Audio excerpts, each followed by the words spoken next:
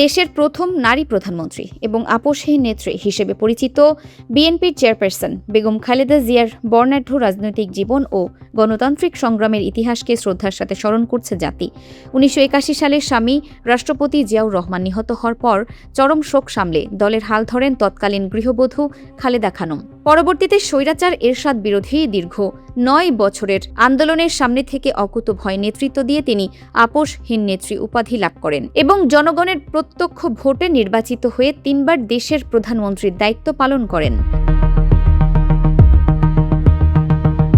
১/১১ সেনা সমর্থিত সরকারের চাপ এবং পরবর্তীকালে শেখ হাসিনার ১৫.৫ বছরের শাসনামলে অসংখ্যবার কারাবন্দী ও নির্যাতনের শিকার হলেও তিনি কখনো আদর্শের প্রশ্নে আপোস করেননি।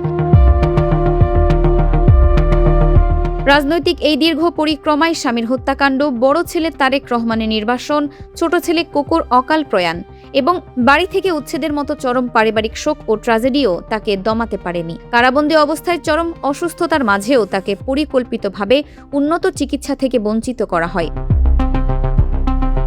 তবে ২০২৪ সালের গণঅভ্যুত্থানের পর কারামুক্ত হয়ে তিনি দেশবাসীর উদ্দেশ্যে প্রতিহিংসা ও প্রতিশোধের বদলে ভালোবাসা, শান্তি এবং জ্ঞানভিত্তিক সমৃদ্ধ সমাজ গড়ার উদাত্ত আহ্বান জানিয়েছিলেন। প্রতিশোধ নয়, প্রতিহিংসা নয়, ভালোবাসা, শান্তি ও জ্ঞান ভিত্তিক সমাজ গড়ে তুলি।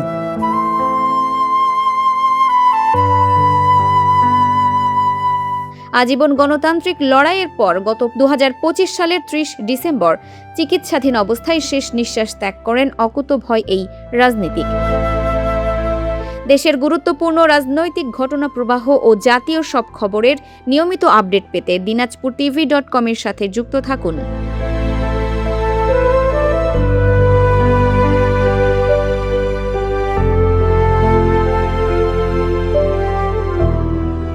Farhana Nizam, desk report, Dinajpur TV.